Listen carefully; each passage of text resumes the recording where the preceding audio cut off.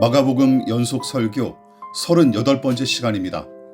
오늘은 마가복음 9장 41절부터 50절 말씀까지, 신약 성경 마가복음 9장 41절부터 50절 말씀까지 제가 먼저 설교 본문을 봉독하겠습니다. 누구든지 너희가 그리스도에게 속한 자라 하여 물 한 그릇이라도 주면 내가 진실로 너희에게 이르노니 그가 결코 상을 잃지 않으리라. 또 누구든지 나를 믿는 이 작은 자들 중 하나라도 실족하게 하면 차라리 연자 맷돌이 그 목에 매여 바다에 던져지는 것이 나으리라. 만일 내 손이 너를 범죄하게 하거든 찍어버리라. 장애인으로 영생에 들어가는 것이 두 손을 가지고 지옥 곧 꺼지지 않은 불에 들어가는 것보다 나으니라. 만일 내 발이 너를 범죄하게 하거든 찍어버리라. 다리 저는 자로 영생에 들어가는 것이 두 발을 가지고 지옥에 던져지는 것보다 나으니라. 만일 내 눈이 너를 범죄하게 하거든 빼버리라. 한 눈으로 하나님의 나라에 들어가는 것이 두 눈을 가지고 지옥에 던져지는 것보다 나으니라. 거기에서는 구더기도 죽지 않고 불도 꺼지지 아니하느니라. 사람마다 불로써 소금치듯함을 받으리라.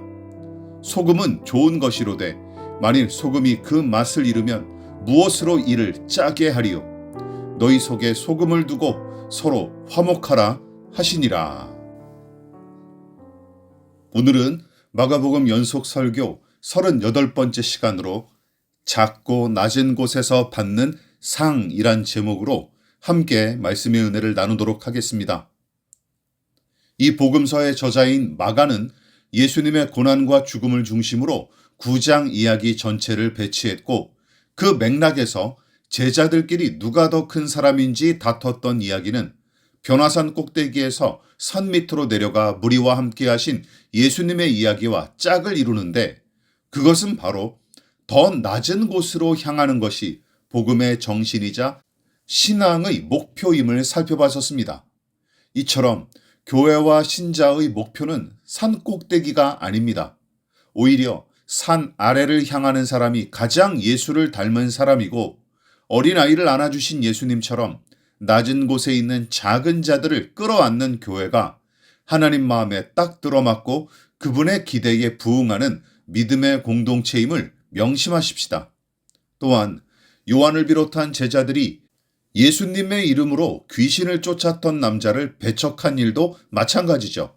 즉, 예수님을 따라다닌 적도 없는 그 사람이 그분의 이름을 걸고 무엇을 시행한다는 것 자체가 제자들 딴에는 일종의 월권 행위이자 명의 도용으로 바라봤던 탓에 예민하게 반응하면서 으름장을 놨던 게 틀림없습니다. 그러나 예수님은 제자들의 편견과 오만한 생각을 꿰뚫어 보셨고 거기에 제동을 거셨는데, 그 사람이 당신의 이름을 의지하여 선한 일을 행한 사실만 주목하셨을 따름이죠. 즉, 제자들은 예수께서 정해놓지도 않은 원칙과 잣대를 자기들 멋대로 들이대서 그 사람을 함부로 배척했지만, 도리어 예수님은 우리를 반대하지 않는 자는 우리를 위하는 자니라 하며 교통정리를 하셨습니다. 다시 말해 예수님은 제자들을 향해 더 넓은 품으로 사명을 감당하게끔 요구하심으로써 복음의 본질 안에서 각양각색으로 섬기는 신자와 교회에 관해 가르치신 것이었죠. 무엇보다 변화산의 정상과 같은 산꼭대기를 상상해 보십시오. 거기는 극히 소수의 사람만 설 수 있는 장소이기에 특별하게 보일 수는 있겠지만 더 많은 사람을 끌어안을 수 없을 뿐더러 감히 올라갈 수 없는 그야말로 계급적이고 차별적인 공간일 수밖에 없습니다. 그러나 변화산보다 더 높으신 예수님이 귀신 들린 아이와 방황하는 죄인들을 끌어안으시기 위해 더 낮은 산 밑으로 내려가신 모습을 생각해 보십시오. 이처럼 더 낮은 곳으로 내려가야 더 넓은 마음을 소유할 수 있고, 하나님은 더 넓은 가슴으로 누구든지 끌어안을 수 있는 사람들을 부르시고 세우십니다. 무엇보다 아무리 중요한 신앙의 요소일지라도 예수 그리스도 그 자체보다 더 중요한 것은 아무것도 없습니다. 그런데 이 부분이 흥미롭지 않으십니까? 왜냐하면 33절부터 40절까지 기록된 이야기는 잘난 체 하려던 제자들의 의도와 전혀 다르게 도리어 자기들의 미성숙한 신앙과 철부지 같은 태도만 방증했기 때문입니다. 누가 더 잘났는지 뽐내려다가 어린아이 앞에서 망신을 당했고 주의 이름으로 귀신을 쫓아내던 남자에게 제자의 권리 같은 것을 주장하려다가 도리어 꾸중을 듣고 말았습니다. 그리고 41절부터 50절까지의 말씀도 그 연장선에 있습니다.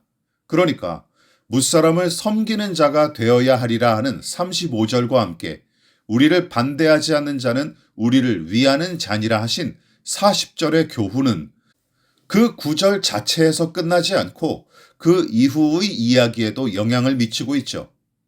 두 가지 교훈을 연장하여 설명하는 내용이 41절부터 51절까지 계속 이어지는데 따라서 오늘 읽은 본문을 따로 떼어 해석하고 이해하기보다는 9장 전체의 맥락에서 해석하는 것이 더 적합하다고 볼 수 있습니다. 자, 우선 본문은 조금 무시무시한 내용을 많이 담고 있기에 오해를 불식하기 위해 이 부분을 짚고 넘어갈 필요가 있습니다. 즉 41절에 그리스도의 사람을 존중하여 물 한 잔이라도 대접하는 사람은 반드시 상을 받을 것이다 하신 말씀. 그리고 내게 속한 작은 자를 넘어뜨리는 자는 큰 화를 입게 될 것이다 하신 경고의 말씀은 무시무시한 처벌과 심판을 예고하신 말씀으로 이어지죠. 42절입니다. 차라리 연자 맷돌이 그 목에 매여 바다에 던져지는 것이 나으리라. 43절입니다. 만일 내 손이 너를 범죄하게 하거든 찍어버리라. 45절. 만일 내 발이 너를 범죄하게 하거든 찍어버리라. 47절. 만일 내 눈이 너를 범죄하게 하거든 빼버리라. 43절, 45절, 47절. 그렇게 하는 것이 지옥에 들어가고 거기 던져지는 것보다 낫다. 48절입니다. 지옥은 구더기도 죽지 않고 계속 불타오르는 곳. 자, 이 부분에서 42절의 연자 맷돌은 옛날 우리 가정에서 흔히 쓰던 그런 작은 맷돌을 가리키는 게 아닙니다. 사람의 힘으로 돌리기 어려워서 소, 말, 나귀 같은 짐승의 힘을 이용해 곡식을 갈거나 기름을 짜는 거대한 맷돌로서 바위 덩어리만한 맷돌을 목에 메고 물에 빠지면 절대로 살아날 수 없는데 다른 구절에 언급된 경고와 심판의 말씀을 고지고대로 적용하면 절대로 안 됩니다. 자, 왜냐하면 말씀대로 살겠다며 끔찍한 짓을 저지르는 광신자들은 언제 어디서나 존재하기 때문이죠. 악한 것을 만지고 더러운 것을 보는 자신의 눈과 손을 혐오하여 자애를 일삼고 심지어 성욕 자체를 불경스럽게 여겨서 거세를 감행했던 사례를 떠올려 보십시오. 여러분, 이들은 성경을 문자 그대로 실천하는 것을 믿음과 충성으로 오해했고 더불어 그것이 죄의 문제를 해결하는 방법인 줄로 착각했기 때문입니다. 그러나 염두에 두십시오. 사람의 중심이 죄의 뿌리라면 몸의 행위는 열매일 따름이기에 썩은 열매와 가지를 떼어내는 것은 근본적인 해결책이 아닙니다. 뿌리부터 손을 봐야 마땅하죠. 생각해 보십시오. 손이 없으면 도둑질할 마음이 사라집니까? 안구를 적출하고 입을 꿰매면 악한 생각이 그치게 될까요? 마음의 중심이 변하지 않는 한 말짱 도루묵에 불과합니다. 따라서 원색적이고 잔인하게 표현된 이 본문의 교훈은 비유법과 과장법을 사용하여 경각심을 갖게끔 의도한 말씀이지 문자 그대로 실천하도록 부추기는 교훈이 아닙니다. 다만 신자들이 이만한 각오와 결심을 품고 살게끔 교훈하는 말씀인 것이죠. 아무튼 이 말씀은 작은 자들을 홀대하여 넘어뜨리려는 자들에 관한 경고로서 구체적으로 살펴봐야 할 것이 두 가지가 있는데 과연 손과 발과 눈이 저지른 죄는 무엇을 가리키는 것일까요? 또한 예수께서 지옥의 심판을 받을 자로 지목하신 대상은 누구일까요? 이 두 가지 문제를 밝히는 것이 바로 본문의 관건입니다. 자, 먼저 여기서 언급한 죄는 일반적인 죄와 악으로 봐도 무방하지만 9장 전체의 문맥과 연관지어 이 42절을 살펴보면 예수께서 무섭게 경고하신 이 범죄는 나를 믿는 이 작은 자 중 하나라도 실족하게 하는 죄로 볼 수 있습니다. 자, 여기서 걸려 넘어지다 하는 말로 번역된 히라버 단어는 원래 덫, 함정, 장애물이란 뜻의 스칸달론으로서 원어의 느낌을 살리면 작고 연약한 자를 유혹하고 속여서 넘어뜨리는 죄, 혹은 잘못된 방향을 제시하여 함정에 빠뜨렸거나 덫에 걸려 넘어지게끔 만드는 죄로 의역이 가능합니다. 따라서 예수님은 작고 약한 자를 넘어뜨리거나 그를 흔들어서 잡아뜨리는 행위를 지옥에 갈 만큼 중대한 죄와 악으로 여기셨던 것이죠. 자, 그렇다면 이 무시무시한 경고의 말씀은 누구를 겨냥한 것일까요? 많은 신자는 불신자들의 최후를 지옥의 심판으로 쉽게 말하는데, 여러분, 본문에서 예수님이 지옥에 갈 만한 놈들로 지목하신 대상은 다름 아닌 작은 자들의 약한 다리를 걸어서 넘어지게 하는 자들입니다. 거기 더하여 그 심판의 대상을 좀 더 한정 지으면 1차적으로는 예수님 곁에서 말씀을 듣고 있었던 제자들을 가리키고, 더불어 당시에 권력을 쥐고 백성 위에 군림했던 종교인들과 위정자들 같은 강자들에게 경고하신 말씀이죠. 즉, 예수님은 약자들을 짓밟거나 넘어지게 하는 행위를 중범죄로 간주하셨을 뿐더러 제 아무리 강한 권세와 높은 지위를 소유하고 심지어 당신의 제자일지라도 약하고 작은 자를 넘어뜨리면 무서운 심판을 각오하라 하고 경고하셨습니다. 다시 말해 삼위일체 하나님과 그 뜻에 대한 불신앙으로 심판을 받게 되는 것처럼 가난한 자와 약한 자를 넘어뜨리고 괴롭히는 짓거리를 불신앙 못지않은 범죄로 간주하고 심판하실 거로 경고하신 것이죠. 자, 이쯤에서 누가 더 크냐 하는 문제로 다퉜던 제자들을 생각해 보십시오. 어린아이처럼 작은 자와 약한 자들한테는 일절 관심 두지 않았던 그들은 예수님을 등에 업고 헤롯이나 로마 황제만큼 높아지는 일에만 관심이 있었을 뿐입니다. 또한 귀신에 사로잡혀 불쌍한 처지에 놓인 아이를 구하는 일보다는 시비 걸러 나온 서기관들과 논쟁하여 이기는 것이 그들에게 더 중요했어요. 그리고 예수의 이름으로 귀신을 쫓아내는 한 남자의 선행을 칭찬하기는커녕 자기들과 함께하지 않았다는 이유로 그의 일을 중지시켰습니다. 그러니까 제자들끼리는 이미 일종의 세력을 형성한 상태였고, 심지어 예수의 제자라는 명분으로 모종의 권력까지 행사했던 것입니다. 이처럼 산 아래에서 고생하고 방황하는 사람들을 섬기기 위해 내려가신 예수님과 달리 변화산 위에 올랐던 제자들과 산 밑에 머물러 있던 제자들은 죄다 자신을 높이고 사람들 위에 군림하기 위해 까치발을 세웠을 뿐입니다. 또한 예수님은 귀신 들린 아이의 비명과 그 아버지의 탄식에 귀 기울이시고 응답하셨지만 제자들은 그 소리를 외면한 채 어떻게 하면 더 높아질 수 있을지 궁리했을 뿐이죠. 그뿐만이 아닙니다. 제자들은 서로 다투는 통에 눈여겨보거나 거들떠보지도 않았던 작은 아이를 예수님은 불러내어 그 품에 친히 안아주셨습니다. 또한 제자들이 무시했던 그 귀신 쫓은 남자를 오히려 예수님은 그의 일을 금하지 말라, 그는 우리를 위하는 자다 하고 축혀 세우십니다. 만일 그 사람이 주님의 말씀을 들었다면 서러움과 감사함이 북받쳐 펑펑 울었을 것 같습니다. 그렇다면 50절의 소금에 관한 비유도 그 맥락으로 한번 살펴보십시다.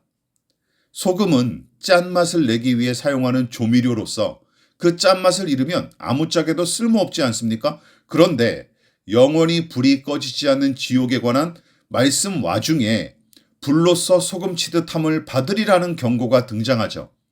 헬라어 직역 성경은 이 49절을 참으로 모두가 소금구이가 될 것이다로 재미있게 번역했고, 새번역 성경은 모든 사람이 다 소금에 절이듯 불에 절여질 것이다로 번역했습니다. 즉, 지옥불이 죄인에게 소금처럼 뿌려질 것이고 더불어 소금에 절여지듯 불에 절여질 것이다는 무서운 비유로서 소금을 뿌려 절이는 모습으로 지옥과 심판의 이미지를 빗대어 설명하신 말씀이죠. 그런데 같은 소금이 등장하는 50절은 소금을 치고 절이는 모습이 아니라 소금 자체의 짠맛을 빗대어 그리스도인다운 모습에 관해 덧붙이신 것인데, 이것은 불신자들한테도 익숙할 정도로 매우 유명한 말씀이죠. 자, 그러니까 예수님은 당신의 제자답게 사는 사람을 제대로 짠맛을 내는 소금과 같은 사람으로 비유하셨고, 반대로 그리스도인답지 않은 자들을 향해서는 맛 잃은 소금처럼 쓸모없는 자들로 비판하셨습니다. 물론 이 말씀은 소금처럼 제대로 짠맛을 내는 예수님을 닮은 그리스도인들이 됩시다는 일반적인 교훈으로 읽어도 무방합니다. 하지만 예수께서 소금에 관해 뜬금없이 언급하셨을 리는 없고 이 복음서의 저자인 마가도 마찬가지일 것입니다. 그렇다면 50절의 소금 비유를 9장의 전체 주제와 연결해서 다시 한번 적용해 보십시오. 짠맛을 잃은 소금은 누구를 가리킬까요? 예, 그렇습니다. 구차한 세상살이 다 있고 우리 뱃속만 편하면 그만이다 하며 변화산 정상에 머물기를 원했던 베드로와 야고보와 요한 세 사람, 또한 산 밑에서 귀신 들려 괴로워하는 아이를 아랑곳하지 않고 논쟁이나 벌였던 나머지 제자들과 서기관들 같은 작자들, 그리고 죄인의 구원을 위한 당신의 고난과 죽음에 관해 말씀하신 예수님과 다르게 누가 더 높은 자리에 어울리는 사람인지 경쟁하기에 급급했던 제자들, 마지막으로 주의 이름으로 귀신을 쫓아냈던 그 선행조차 금지했던 그 교만한 제자들, 그들이 바로 맛 잃은 소금처럼 재감 못하는 사람들인 것이죠. 그렇다면 제대로 짠맛을 내는 소금 같은 사람은 누구를 가리킵니까? 예, 더 낮아져서 작은 자를 섬기고 더 넓은 가슴으로 약한 자를 품는 사람인 것입니다. 이쯤에서 누구보다 맛깔스러운 소금 같은 인생을 사신 예수님을 생각해 보십시오.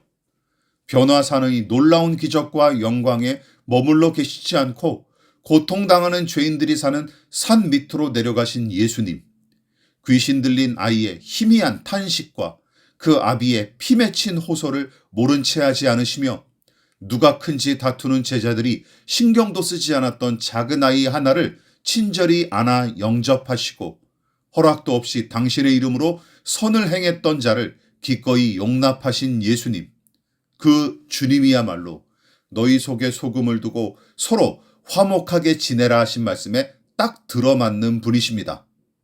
물론 오해하지는 마십시오.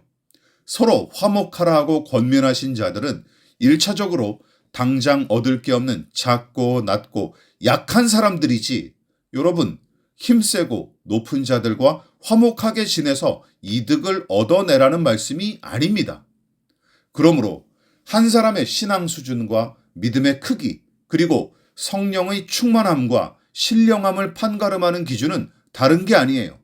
누누이 반복해서 강조했듯이 작고 낮고 약하고 가난한 사람들 편에 서서 그들을 더 많이 섬기고 끌어안는 사람, 그가 진실로 큰 믿음의 사람이자 진짜 신령한 사람입니다. 이쯤에서 우리 하나님이 어떤 분이신지 다시금 생각해 보십시오. 비천한 신세에 처한 노인네 모세를 만나기 위해 떨기나무의 작은 불꽃으로 임하셨던 여호와 하나님, 또한 노예에서 갓 해방된 이스라엘 백성과 만나기 위해 작은 아카시아 나무 괴짝과 몇 평 남짓 안 되는 작은 지성소에 임하신 그 하나님, 그리고 작은 소녀 마리아에게 잉태되어 짐승의 구유 위에 나신 예수님. 그래서 사도 바울은 우리와 같은 죄인을 살리시기 위해 우리처럼 낮고 가난한 모습으로 오신 예수님을 다음과 같이 찬양했어요. 고린도후서 8장 9절입니다. 우리 주 예수 그리스도의 은혜를 너희가 알거니와 부요하신 이로써 너희를 위하여 가난하게 되심은 그의 가난함으로 말미암아 너희를 부요하게 하려 하심이라. 가장 부요하신 예수께서 우리를 위해 가난한 자로 사셨던 것처럼 바울도 예수님의 본을 받아 낮은 데서 살기를 자처하면서 하나님의 사람다운 맛을 냈던 사람입니다. 고린도전서 9장 19절을 보십시다. 내가 모든 사람에게서 자유로우나 스스로 모든 사람에게 종이 된 것은 더 많은 사람을 얻고자 함이라. 바울이 더 많은 사람을 얻고자 모든 사람에게 종이 되기로 자처한 까닭은 작은 자 하나라도 잃어버리지 않도록 힘써라 하신 주님의 말씀을 염두에 뒀던 게 틀림없습니다. 이처럼 바울은 약한 자들과 가난한 자들을 더 많이 끌어안기 위해 또한 더 많이 섬기기 위해 죽는 날까지 자신을 낮추고 섬김의 도리를 다했던 사역자였죠. 설교를 마무리하도록 하겠습니다. 여러분, 누가 진짜 믿음의 사람일까요?